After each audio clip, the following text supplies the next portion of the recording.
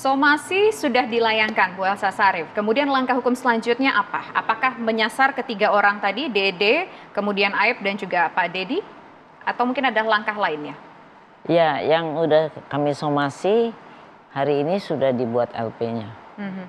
Langkah hukum selanjutnya apakah Ya, ada? Apa ada dilaporkan data atau lagi bagaimana? yang lain yang mengatakan Pak itu bukan anaknya Pak Rudiana yang akhirnya memprovok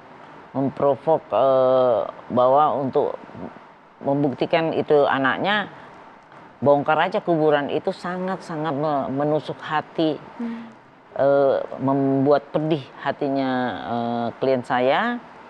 Dan atas provok itu di medsos semua pada berteriak, bongkar aja kuburannya, memang bukan anaknya yang di dalam kuburan ini. Kan luar biasa karena kuburan itu sakral, sifatnya keramat bagi kita semua orang Indonesia dan orang beragama.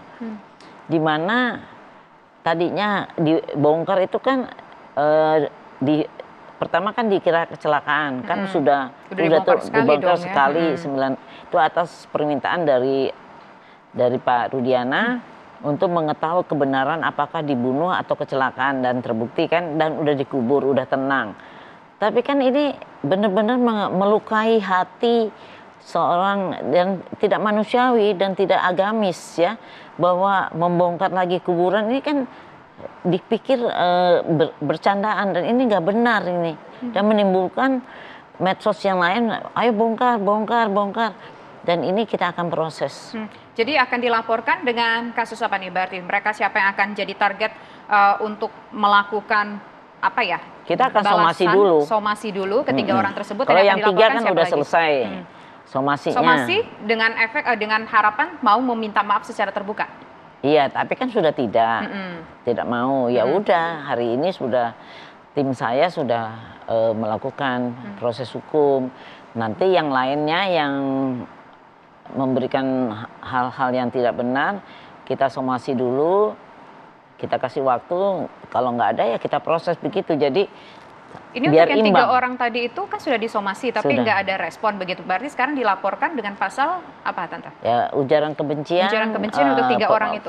Keterangan palsu, ITE, terus kemudian fitnah dan pencemaran nama baik. Untuk 3 itu, untuk Dede, untuk Aib dan juga Pak Dedi. Iya. Ujaran kebencian, kan itu kan sudah diekspos di mana-mana. Kan ITE-nya kena itu. Karena itulah kita menggunakan somasi, karena peraturan dari Kapolri untuk yang menyangkut dengan ITE kita harus melakukan somasi dulu. Nanti kita juga nggak tahu apakah akan diadakan RJ atau tidak.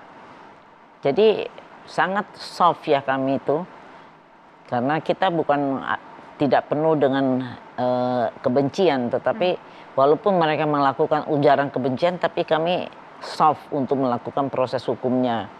Nanti juga yang selanjutnya sudah ada daftar-daftar nama itu.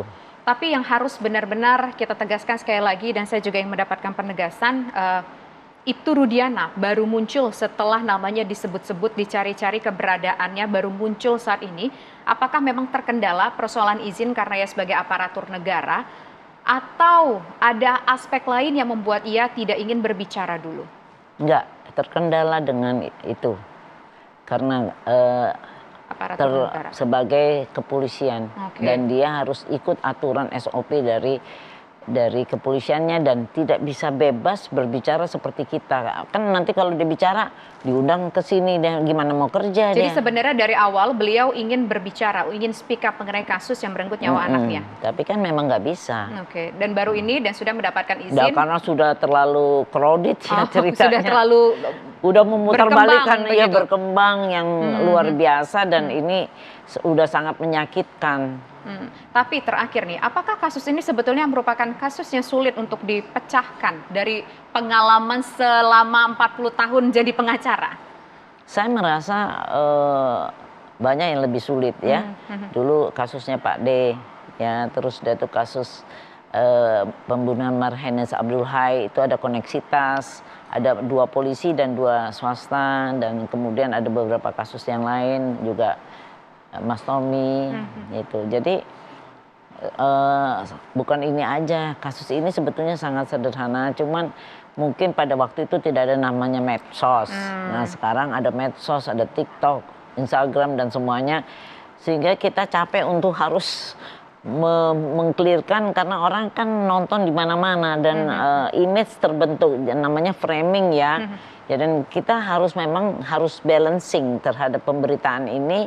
Kalau memang diem aja ya memang akhirnya itu jadi bola liar. Fakta yang dari hitam jadi putih sekarangnya. Oke, baik. Terima kasih Bu Elsa Sharif sudah berbincang bersama kami, kuasa hukum dari Ibtu Rudiana. Dan pemirsa, demikian kebersamaan kita dalam One on One. Saya Tisa Noveni undur diri. Selamat malam. Sampai jumpa.